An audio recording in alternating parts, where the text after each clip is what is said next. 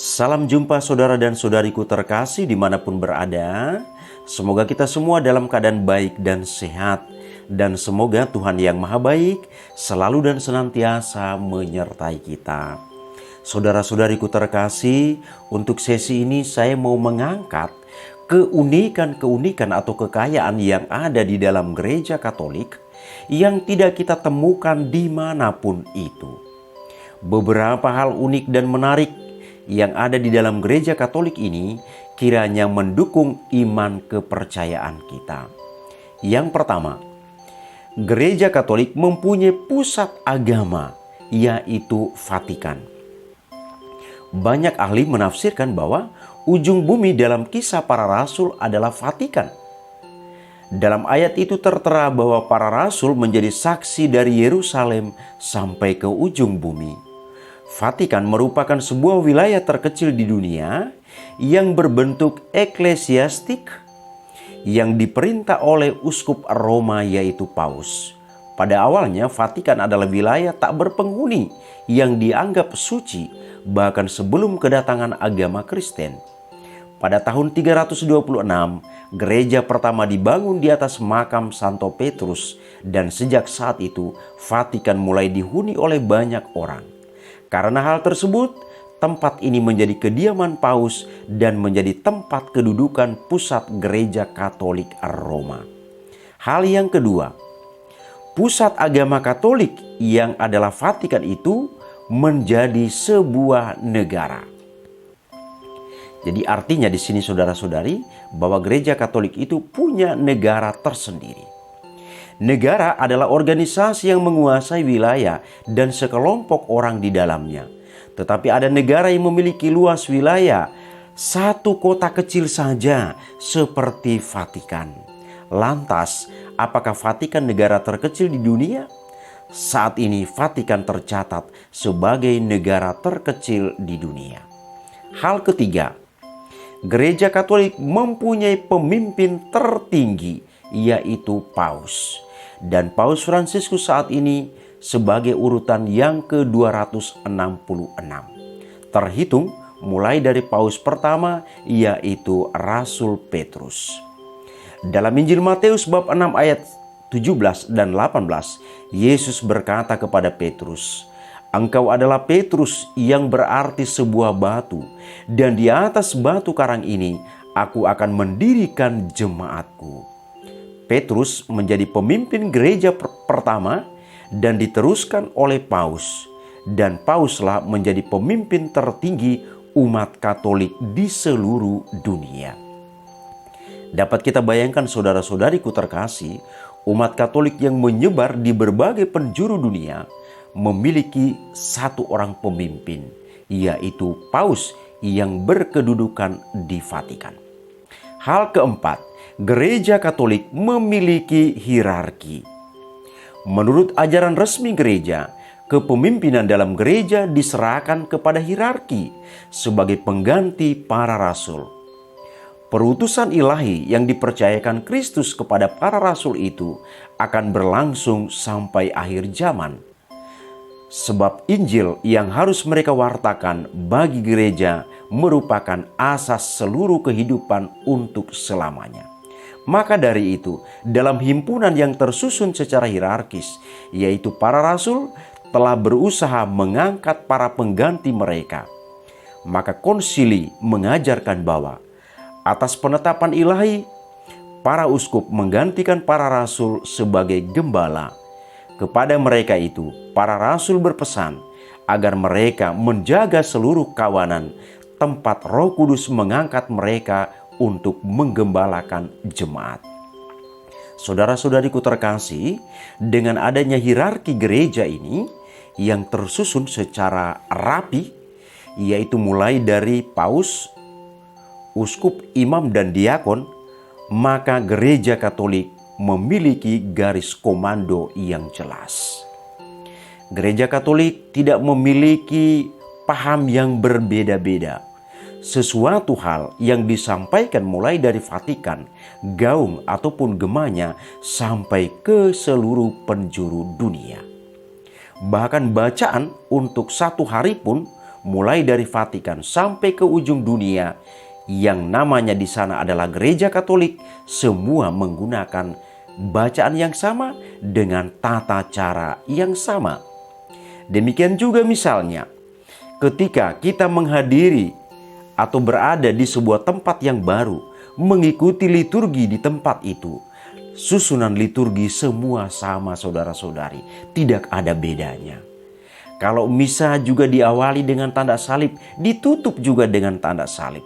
Semua ritus dilalui sama di tempat asal kita maupun di tempat baru yang kita datangi.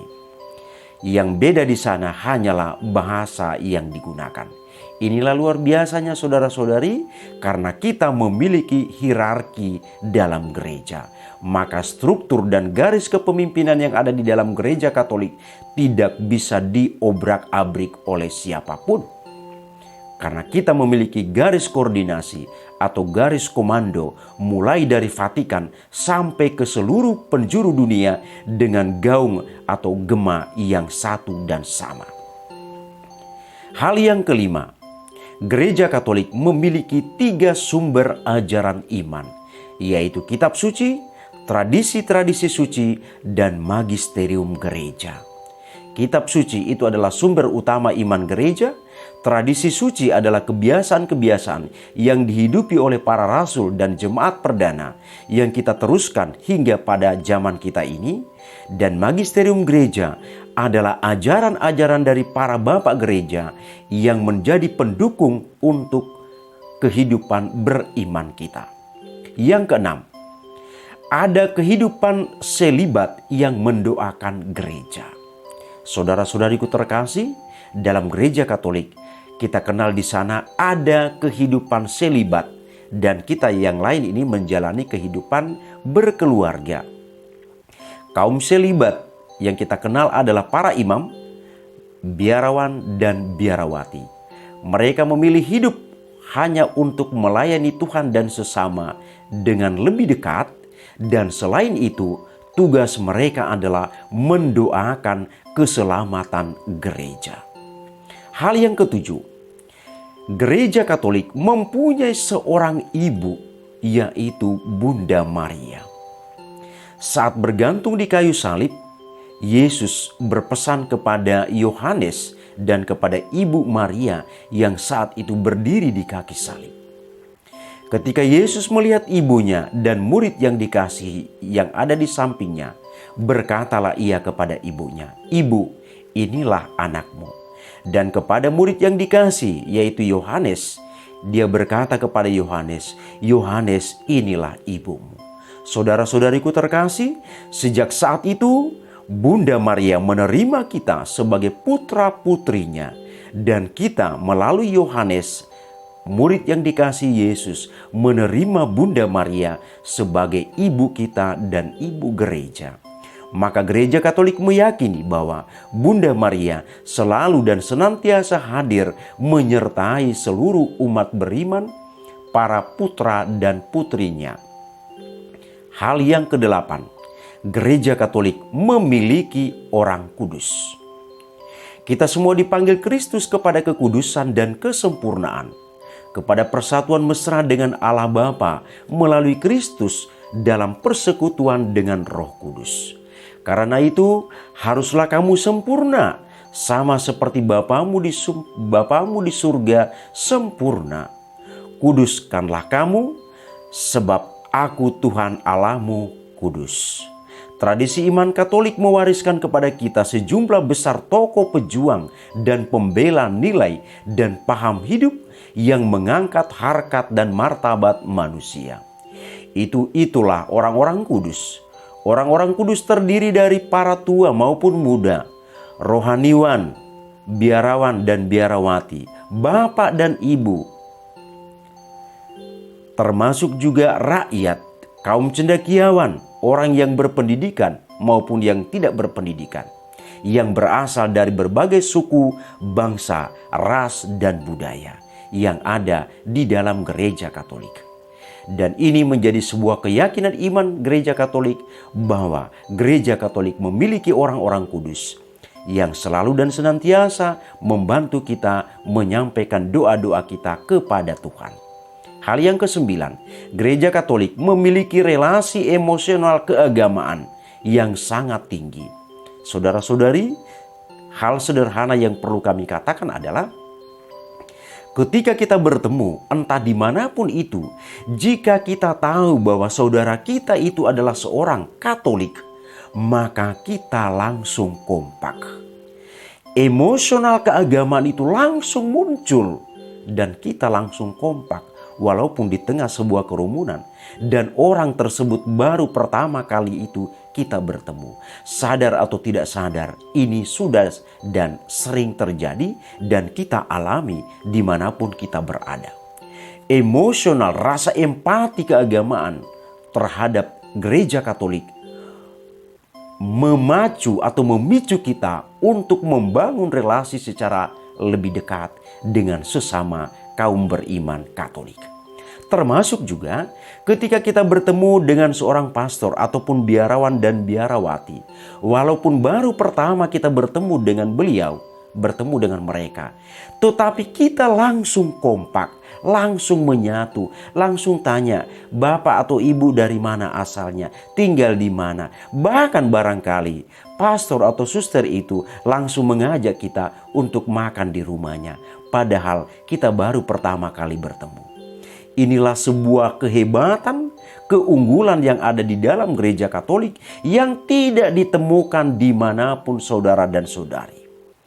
Sekali lagi, inilah keunggulan roh Gereja Katolik yang mengajak seluruh umat beriman Katolik bersatu padu. Maka walaupun kita baru pertama kali bertemu dengan seorang saudara kita sesama Katolik, kita langsung kompak, langsung menunjukkan relasi begitu dekat dengan orang tersebut. Termasuk kita bertemu dengan para pastor ataupun biarawan dan biarawati. Ini sebuah kekayaan yang ada di dalam Gereja Katolik. Hal yang ke-10 yang terakhir. Inti ajarannya adalah kasih dan pengampunan. Saudara-saudariku terkasih, ini nampak dalam kehidupan kita sehari-hari bahwa gereja selalu memperhatikan orang-orang kecil, termasuk para korban bencana alam dimanapun berada. Ketika orang-orang kecil, gereja langsung menaruh rasa empati dan simpati. Terhadap para korban bencana alam, gereja juga langsung memiliki rasa simpati untuk membantu para saudara dan saudari tersebut tanpa mengenal latar belakang orang tersebut, budaya orang tersebut, atau agama orang tersebut. Prinsipnya adalah Gereja Katolik menolong manusia yang memiliki martabat yang sama dengan kita. Selain itu saudara-saudari, karena kasih dan pengampunan, Gereja Katolik tidak pernah menaruh rasa dendam terhadap siapapun. Kita lihat realita yang ada. Ketika gereja dibakar, gereja dibom. Orang-orang beriman Kristiani melaksanakan ibadat, dirongrong, diganggu, dibubarkan. Gereja Katolik tidak pernah menaruh rasa dendam. Bahkan para korban akibat ledakan bom di sebuah gereja, orang yang meninggal didoakan dan bahkan pelakunya juga didoakan supaya dia tidak mengulangi perbuatan yang sama. Inilah inti ajaran beriman Kristiani dalam Gereja Katolik, yaitu kasih dan pengampunan. Saudara-saudariku terkasih, inilah kekasan Gereja Katolik. 10 hal istimewa telah kami angkat. Semoga membantu kita untuk semakin kuat dan teguh dalam Gereja Katolik. Demikian, terima kasih. Tuhan memberkati.